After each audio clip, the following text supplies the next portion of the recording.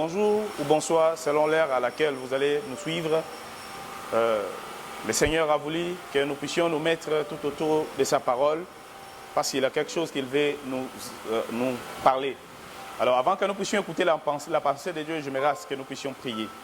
Seigneur Dieu Tout-Puissant, nous te disons merci et nous te bénissons, parce que tu nous as attirés à tes pieds pour que nous puissions écouter ta parole. Je prie que ces messages puissent nous bénir au nom de Jésus. Amen.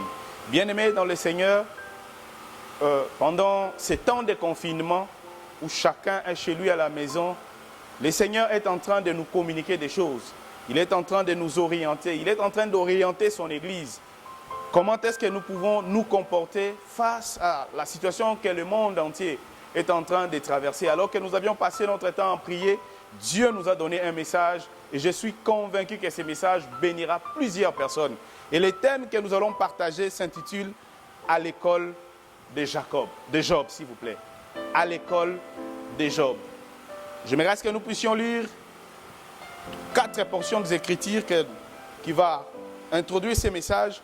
D'abord, je suis dans Job, chapitre 30e, du 19 au 30e verset. Et ensuite, nous allons lire Job, chapitre 23, du 12e au 14e verset. Nous lirons encore Job, chapitre 1er, du 21e au 22e verset. Et enfin, nous allons lire Daniel, chapitre 11, le verset 32. Mais nous allons aller très vite lire d'abord Job, chapitre 23e. Job, chapitre 23e, le verset 12 au verset 14. Je lis au nom de Jésus. Dieu n'est-il pas en haut dans les cieux? Regarde les sommets des étoiles comme il est élevé. Et tu dis, qu'est-ce que Dieu sait? Peut-il juger à travers l'obscurité? Les nuées l'enveloppent et il ne voit rien. Il ne parcourt que la voûte des cieux. Nous allons encore lire, toujours dans Job, le chapitre 1er. Le chapitre 1er, le verset 21e au verset 22e. Et il dit, je suis sorti nu du sang de ma mère, et nu, je retournerai dans le sang de ma mère. L'Éternel a donné, l'Éternel a ôté, que le nom de l'Éternel soit béni. Job, chapitre 30. Job, chapitre 30, le verset 19e jusqu'au verset 30e. Dieu m'a jeté dans la boue et je ressens à la poussière et à la cendre. Je crie vers toi et tu me réponds. Et tu ne me réponds pas. Je me tiens debout et tu me lances ton regard. Tu deviens cruel contre moi. Tu me combats avec la force de ta main. Tu me soulèves. Tu me fais voler au-dessus du vent. Et tu m'anéantis au bruit de la tempête. Car je le sais, tu me mènes à la mort, au rendez-vous de tous les vivants. Mais celui qui va périr, n'attend-il pas les mains? Celui qui est dans le malheur, n'implore-t-il pas du secours? N'ai-je pas des larmes pour l'infortuné? Mon cœur n'a-t-il pas pitié de l'indiligent? J'attends le bonheur et le malheur est arrivé. J'espérais à la lumière et les ténèbres sont venues. Mes entrailles bouillonnent sans relâche. Les jours de la calamité m'ont surpris. Je marche noirci, mais non par le soleil. Je me lève en pleine assemblée et je crie. Je suis devenu les frères des chacals, les compagnons des autruches. Mais ma peau noircit et tombe. Mes os brillent et se dessèchent. Ma harpe n'est plus qu'un instrument de deuil. Et mon chalumeau ne peut prendre que des sons plaintifs. Que Dieu bénisse sa parole. Les derniers versets qui restent, nous allons les lire alors que nous avancions. Nous voulons aborder ces messages par 4 directions. Premièrement, nous allons introduire. Et dans l'introduction, nous parlerons des définitions et des raisons d'être de cet enseignement. Pourquoi Dieu veut qu'à ces temps, nous puissions parler de ces messages à l'école de Job. Deuxièmement, nous allons parler par rapport à ces premiers points. Nous allons parler de public cible par rapport à ces messages. Est-ce que Dieu envoie ces messages pour tout le monde? Qui Dieu veut s'adresser pendant ces temps? À qui Dieu veut s'adresser? Et l'autre point que nous allons parler par rapport à ces messages, nous allons donner quelques caractéristiques de l'école de Jacob. Ce sera le deuxième chapitre. Et le troisième chapitre, nous allons parler pourquoi Dieu nous fait passer par l'école de Jacob. Pourquoi Dieu nous fait passer par l'école de Job, voulais-je dire. Et le quatrième chapitre, nous allons parler des 7 leçons qu'on apprend à l'école de Job. 7 leçons qu'on apprend à l'école de Job. Et pour finir, nous allons parler de ces chapitres. Que faire quand tu passes par l'école de Job? Que faire quand tu passes par l'école de Job? Sans plus tarder, nous allons aborder le premier point. Bien-aimés dans le Seigneur, alors que nous parlons de ces messages à l'école de Job, le premier mot qui me vient en tête, c'est l'école. C'est quoi l'école? J'espère que vous et moi, nous savions tous que l'école est un établissement où l'on accueille des individus appelés écoliers ou élèves, afin que le professeur leur dispense un enseignement. Donc l'école, c'est un cadre, c'est un endroit où on reçoit ce qu'on les appelle écoliers ou élèves, afin que les enseignants, le professeur leur donnent des enseignements. C'est pourquoi nous voyons chez nous à la maison, quand tu as ton petit bébé, quand tu as ton enfant qui commence à grandir, il faut l'envoyer à l'école, parce que c'est à l'école qu'il va apprendre des choses, c'est à l'école qu'il sera instruit, c'est à l'école qu'il aura des choses qui fera de lui plus tard quelqu'un sur cette terre. Deuxième idée cachée derrière ce mot école. Le mot école vient de latin qui dit scola, qui signifie loisir consacré à l'étude. Loisir consacré à l'étude. Alors, j'aimerais donner quelques affirmations à rapport de l'école. La première des choses, j'aimerais nous donner comme affirmation, Dieu n'est pas contre l'école ou l'apprentissage. Le Dieu de la Bible n'est pas contre l'école.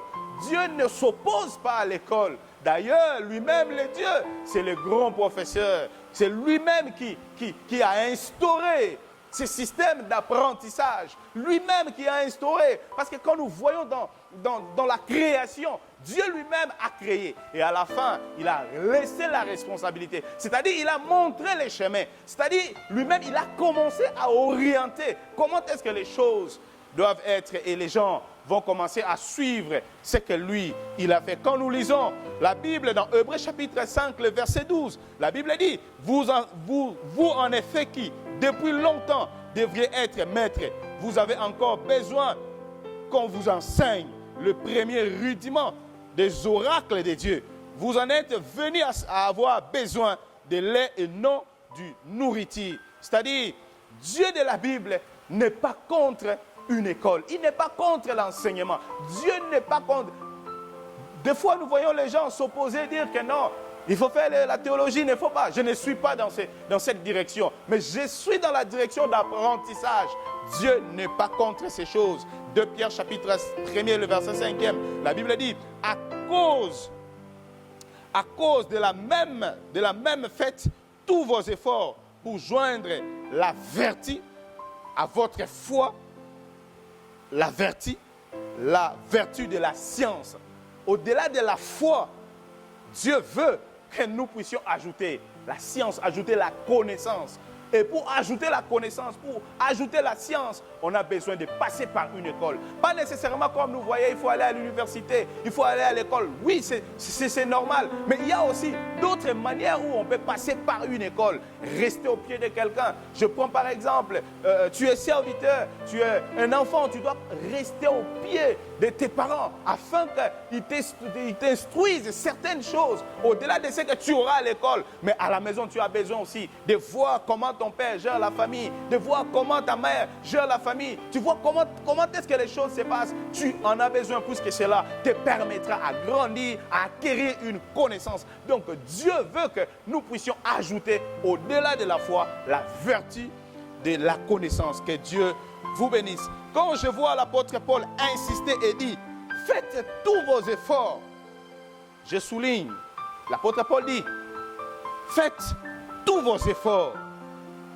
Et à cela, j'aimerais voir deux choses qui se passent quand l'apôtre Paul dit, faites, l'apôtre Pierre s'il vous plaît, quand il dit, faites tous vos efforts.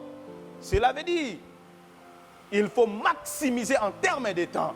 Donnez votre temps pour apprendre. Donnez votre temps pour ajouter la vertu sur la vertu de la science, sur la foi que vous avez. Donc, c'est le temps, mais l'énergie. C'est-à-dire, pour apprendre, il faut du temps, il faut de l'énergie. Deuxième chose, deuxième affirmation que je voudrais partager avec vous. Toute personne que Dieu a appelée, il prend le temps de le préparer. Le Dieu de la Bible, alors que Dieu nous appelle, il prend d'abord le temps de nous préparer. En d'autres termes, de nous former, de nous équiper. Dieu ne nous lance pas comme ça, comme les autodidactes, afin que nous puissions aller découvrir des choses. Mais Dieu, avant tout, il nous enseigne, il nous oriente, il nous donne une façon de faire. Il prend son temps de nous préparer. Dieu n'est pas contre l'enseignement. Job, deuxième mot que nous allons définir ici, Job. Je sais que ça, je n'ai pas beaucoup à dire. Parce qu'en parlant de Job, Job c'est un patriarche où son prénom signifie celui qui se répand, ou celui qui revient vers Dieu. Et j'espère bien qu'il y a des lecteurs de la Bible, nous lisons tous la Bible, nous savons l'histoire de Job, l'histoire de Job, nous connaissons Job, que c'est notre patriarche, c'est celui que son prénom signifie, celui qui se répand. Deuxième point, deuxième sous-point dans le premier point, raison d'être de cet enseignement. Pourquoi cet enseignement? Pourquoi Dieu veut nous parler par rapport à ces messages à l'école de Job? La première des choses, si Dieu nous parle, l'objectif, c'est pour nous préparer à vivre sa gloire. Dieu nous prépare par cet enseignement afin que nous puissions vivre sa gloire. Bien aimé, comme je l'ai dit tantôt ici, le Dieu de la Bible, notre Père, il ne fait pas des choses en désordre. Il est celui, s'il veut faire quelque chose, il commence d'abord à nous préparer. Il nous prépare d'abord à vivre. Et par cet enseignement, Dieu est en train de préparer quelqu'un à vivre la gloire, à vivre sa gloire. Bien-aimés, les jours à venir sont meilleurs. Les jours à venir sont des jours où nous allons expérimenter encore la gloire de Dieu dans notre vie. Bien-aimés, les jours à venir ne seront pas comme aujourd'hui. Et Dieu prend tout son temps pour nous préparer afin que nous puissions vivre cette gloire. Voilà pourquoi il nous envoie ces messages à l'école de Job pour nous préparer à vivre sa gloire. Deuxième raison que Dieu nous donne cet enseignement, c'est parce qu'il veut forger notre caractère. Dieu, par ces messages, il veut forger notre caractère. Bien-aimé, le Dieu de la Bible, il s'occupe d'abord de notre caractère. Il veut que nous ayons le caractère qu'il faut. Pourquoi? Parce que la gloire que nous aurons, si nous n'avons pas de caractère, cette gloire va se transformer à autre chose. C'est pourquoi par ces messages, Dieu veut nous parler, mais il veut nous préparer, il veut tailler nos caractères afin que nous puissions les ressembler, afin que nous soyons ce que lui, il veut que nous soyons. Que quelqu'un m'aide à dire Amen là où il est. Troisième raison, Dieu veut que par ces messages, nous comprenions les réalités attachées à la vie. Les réalités attachées à la vie. Il y a certaines personnes qui vivent comme si ils maîtrisaient tout. Il y a des gens qui vivent sur cette terre. C'est comme si ils connaissent tout. Mais je suis venu te dire, tu ne connais pas tout. Voilà pourquoi tu as besoin de passer par l'école de Job afin que tu puisses apprendre certaines réalités de la vie. Certaines réalités de la vie. Ça prend que quand vous passiez par l'école de Job. Deuxième point, qu'est-ce que nous poursuivons par ces messages comme objectif? Qu'est-ce que nous sommes en train de poursuivre? en apportant ces messages, qu'est-ce que nous sommes en train de poursuivre? La première des choses, faire voir aux enfants de Dieu que c'est possible de rester fidèle à Dieu au milieu de la souffrance. C'est que nous sommes en train de poursuivre par ce message et que vous et moi, nous comprenions ces choses. Vous et moi, nous puissions savoir, que nous puissions comprendre que c'est possible de rester fidèle à Dieu, même si vous traversez la souffrance. Bien-aimé, le christianisme, c'est une religion où on est tous satisfaits en Christ, même au milieu de la souffrance. Car si vous touchez d'autres religions, on voit la souffrance comme si c'est une condamnation. Mais nous, enfants de Dieu, nous qui avons crié en Jésus-Christ, nous qui vivons le christianisme, nous savions une chose, que c'est notre religion, même au milieu de la souffrance, nous sommes capables de reconnaître la gloire de Dieu. La gloire de Dieu au milieu de la souffrance. La souffrance pour nous, enfants de Dieu, ce n'est pas une punition de Dieu comme les autres pensent. J'aime Dieu parce qu'il y a certaines choses que nous appelons souffrance. Peut-être Dieu ne voit pas ça comme une souffrance.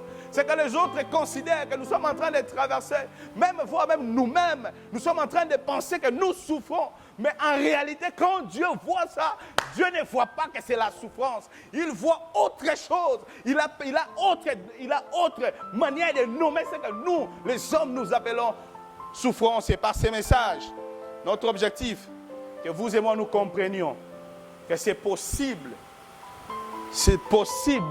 tant qu'enfant de Dieu, de rester fidèle à Dieu, même au milieu de la souffrance. Deuxième objectif que nous sommes en train de poursuivre, c'est faire voir au peuple de Dieu en général, mais aux enfants de Dieu en particulier, que des fois Dieu passe par la souffrance pour éclater sa gloire. Ça, j'aime ça. Des fois, Dieu passe par la souffrance pour éclater sa gloire. Notre maître, notre coach, le Seigneur Jésus-Christ, si ces jours, s'il n'avait pas accepté de souffrir, s'il n'avait pas accepté de vivre certaines choses, il ne pouvait pas vivre la manifestation de la gloire de Dieu. Il a fallu qu'il passe par la souffrance pour que la gloire de Dieu se déclenche dans sa vie. La Bible déclare qu'il est souverainement élevé. L'élévation de Jésus avait comme soubassement accepté de passer par la souffrance. Car si ce jour où il voyait la situation devenir de plus en plus compliquée dans sa vie et il se posait des questions, il a dit, Père, si c'est possible, ôte cette coupe. Mais il a vu, il a compris. Il a dit, non, si la coupe s'élève, c'est loin de moi. Un jour, on ne parlera pas de moi. Un jour, je ne serai pas celui que le monde attendait. Il a accepté de souffrir. Bien-aimé, j'aimerais qu'après ce message, après avoir écouté ces messages, que quelqu'un s'élève, que quelqu'un comprenne que la souffrance, je ne sais pas qu'est-ce que tu es en train de traverser. Plus loin, je parlerai de cela. Alors que je serai en train de parler de souffrance, je parlerai de cela. J'aimerais que tu comprennes que ce que tu es en train de traverser, peut-être c'est le chemin de votre gloire. Peut-être ce que tu es en train de vivre aujourd'hui, c'est la chose qui va éclater la gloire de Dieu dans ta vie. Souvent, Dieu passe aussi par la souffrance pour manifester sa gloire. Plusieurs ont stoppé leur vie. Plusieurs n'ont pas pu vivre la gloire dans leur vie simplement parce qu'un jour, il avait refusé de souffrir. Refuser de souffrir, c'est aller chercher d'autres voies pour vivre sans passer, pas attendre le temps de Dieu. Aller toucher à l'occultisme, aller toucher aux sciences occultes, aller toucher dans tout ce que vous connaissez. Et à cause de ça, ils ont arrêté la manifestation de la gloire de Dieu dans leur vie. Bien-aimé, toi qui passes par des moments difficiles, toi qui traverses des situations compliquées, je suis venu t'annoncer que ça ne se limite pas seulement à la souffrance. Il y a un temps où la gloire viendra. Il y a un temps où Dieu viendra et il te montrera, il te prouvera qu'il est ton Dieu. Et tu verras que ce que tu avais vécu hier, ce n'était pas la souffrance. Nous les autres, nous l'avons expérimenté. Il y a des moments où nous avons passé, on croyait que Dieu nous avait abandonnés. On pensait que la situation était compliquée. Tu passes dans des moments difficiles. Alors que tu traverses, tu vois des choses aller de pire en pire. La situation bloquée. Tu vois comme ça dans la vie des couples. Tu vois que ça trouble. La grossesse vient, ça part. Les enfants viennent, ils partent. Tu commences à te troubler. Mais alors que Dieu voyait qu'au milieu de cette situation, le jour viendra où tu vas chanter la fidélité de Dieu. Le jour viendra où tu vas te dire que c'était bien que ces enfants-là partent pour que quelqu'un d'autre arrive. Bien-aimé, je t'encourage à continuer à persévérer, à attendre la gloire de Dieu. Ne soyons pas pressés pour aller déstabiliser nos vies, pour aller déstabiliser le plan que Dieu a formé pour nous. L'Éternel, notre Père, il a le plan pour chacun d'entre nous. Tel que tu es, le Dieu de la Bible, il a un plan pour toi. N'est-ce pas que la Bible dit que je formulais un plan pour toi? Pas le plan de malheur, mais le plan de bonheur. Dieu a un plan de bonheur pour chacun d'entre nous. Tel que tu es là, là où tu es, malgré ce que tu vis, je suis venu te dire que Dieu a un plan merveilleux pour ta vie. Et attendez-vous à vivre la manifestation de la gloire de notre Seigneur. Attendez-vous à vivre la gloire, à vivre ce que Dieu a destiné pour vous. En lieu et place d'attendre, de précipiter des choses, au lieu d'arrêter le processus que Dieu a commencé dans votre vie. C'est possible que Dieu commence ce processus à rencontrer des situations difficiles. Mais c'est aussi possible que Dieu commence. D'abord, tu vis le bonheur et après, tu vas voir que les choses vont aller peut-être de pire en pire. Les choses doivent aller, au lieu d'aller, continuer toujours à être dans de bons sens, ça prend d'autres allures. Bien-aimés dans le Seigneur, malgré la façon dont les choses vont commencer, ne perdons pas l'espoir. Tenons bon, notre Dieu est vivant et il fera. N'arrêtons pas le processus de Dieu dans notre vie. Troisième raison, c'est faire voir à l'Église que la souffrance n'a pas que le diable comme auteur. La souffrance n'a pas que le diable comme l'auteur. Si Dieu nous fait passer par cette école, il veut que nous comprenions cette réalité. Que la souffrance n'a pas que le diable comme auteur. J'aimerais dire à quelqu'un, arrêtez à tout moment de voir seulement tes oncles, de voir tes frères, de voir tes amis, de voir le diable, de voir les parents derrière tout ce que tu es en train de traverser. Arrêtons cela. Ne voyons pas les hommes. C'est possible que ce que tu es en train de traverser, Dieu lui-même en est l'auteur. Derrière ce que tu traverses comme situation compliquée. Arrête de voir la main des hommes. Toi qui tu t'es consacré à Dieu, ne vois pas que les hommes. Vois ce que Dieu est capable de faire dans ta vie. Là où le diable est, des fois il regrette. Quand toi tu es en train de chasser les démons tous les jours, au nom de Jésus, là où lui il est dit, papa, moi je suis innocent. Je ne connais pas ces choses. Des fois toi tu es en train de pleurer. Tu fais des prières d'autorité de délivrance. Je ne refuse pas que nous fassions la prière d'autorité de délivrance. Mais je refuse à ce que nous puissions tout coller tous les malheurs que nous traversons au diable. Des fois, il n'en est pas l'auteur. Lui, il ne connaît pas. Comme un malheur.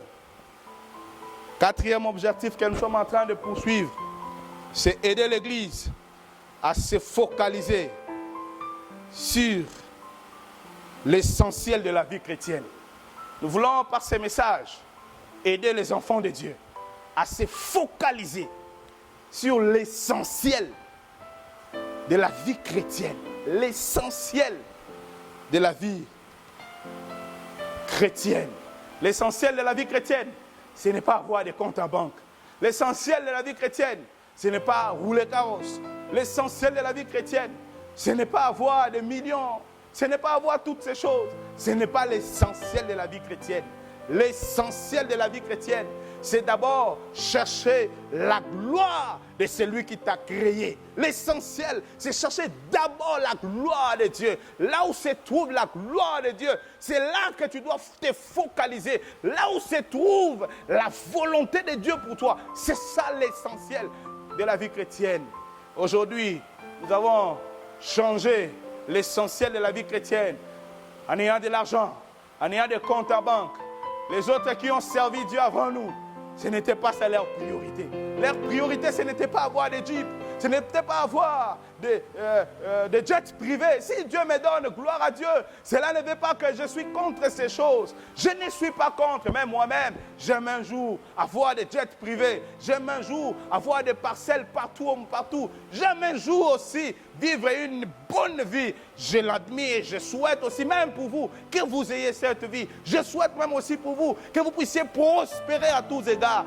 Tu es un homme heureux.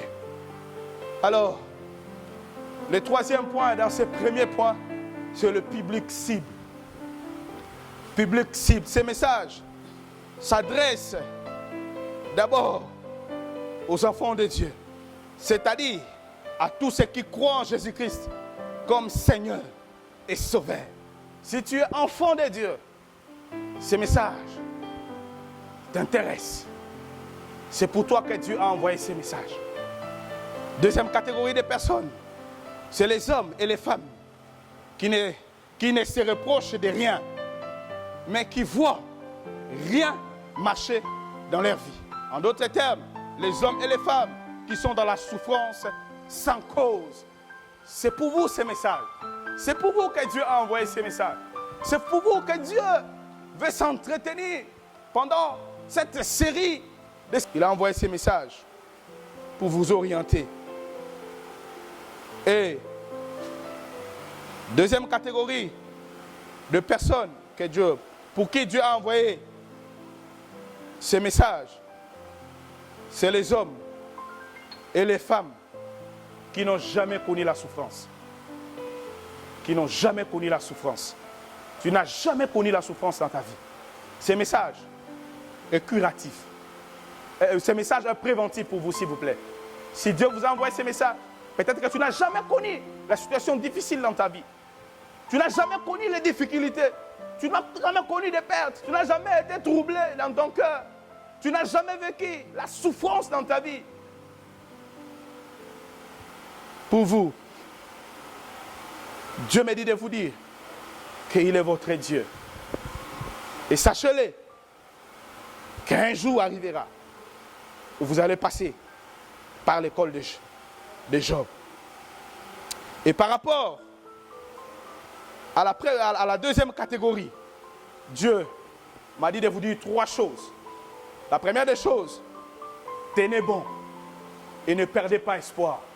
Vous qui souffrez tout en étant conscient que vous n'êtes pas l'auteur de ce que vous êtes en train de vivre, ni c'est le diable, et que vous croyez que c'est la main de Dieu qui passe dans votre vie. Dieu me dit de vous dire trois choses. 1. Tenez bon, ne perdez pas l'espoir. Ecclésiaste chapitre 9, verset 4e. La Bible dit, pour tous ceux qui vivent, il y a de l'espérance. Et même un chien vivant vaut mieux qu'un lion mort. Vous qui souffrez, Dieu me dit, tenez bon, tenez bon, tenez bon. La deuxième des choses, Dieu me dit de vous dire, les choses ne vont pas se limiter comme ça. Les choses ne vont pas se limiter comme ça. Et par rapport à la troisième catégorie de personnes, Dieu m'a dit de vous dire qu'il est le Dieu qui fait toutes choses. Tu n'as jamais vécu la souffrance. Je suis venu te dire que Dieu m'a dit de te dire qu'il est le Dieu qui fait toutes choses, bonnes comme mauvaises. Cette école n'épargne personne, qui que tu sois. Cette école n'épargne personne. C'est le deuxième message que Dieu m'a dit, de vous dire, ceux qui n'ont jamais vécu la souffrance dans leur vie, que cette école de Job n'épargne personne. Personne. Même notre maître Jésus, il a passé par cette école. Et vous aussi, vous passerez certainement. Cette école n'épargne personne. Et troisième message que Dieu m'a dit de vous dire, que ce message est un préventif pour toi. Quand viendra la souffrance, quand viendra la souffrance, pense à ces messages. Quand la souffrance viendra, pense à ces messages. Tu me suis, tu n'as jamais expérimenté la souffrance en ta vie. Mais je suis venu te dire qu'il y a un temps, il y a un temps, il y a un temps, il y a un temps où la souffrance toquera à la porte de ta vie. Il y a un temps où la situation difficile frappera à la porte de ta vie. Nous avons vu des amis, quand ils sont nés, leurs parents avaient des moyens et ils vivaient bien. Il arrivait même à se poser des questions. Comment est-ce qu'elle est? Quand tu lui dis qu'aujourd'hui je n'ai pas mangé, il te dira que lui ne connaît pas ça. Il te dira même que c'est impossible que quelqu'un passe la journée sans rien mettre dans la bouche. Or, il y a d'autres personnes qui sont en train de plénicher. Il y a d'autres personnes qui sont en train de plairer. Je suis venu te dire, toi qui n'as jamais expérimenté cela, sache-le, que cette école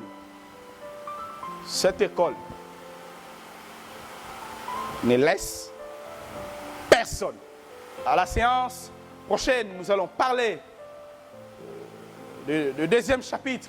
Mais avant de conclure, pour ce jour, j'aimerais dire à quelqu'un que sache-le, que nous sommes tous appelés à passer par l'école de Jacob. De Job, s'il vous plaît. Qui que tu sois, nous sommes appelés à passer par cette école. Prie. Toi qui passes par cette école, déjà, que Dieu te donne la capacité de tenir bon. On n'entre pas dans une école pour rester définitivement. Nous entrons dans une école pour sortir. Il y a un temps où tu sortiras de cette école. Mais ceux qui n'ont jamais expérimenté cette école, je suis venu te dire que prépare-toi, que le jour viendra où tu passeras par cette école. Que Dieu vous bénisse. À bientôt.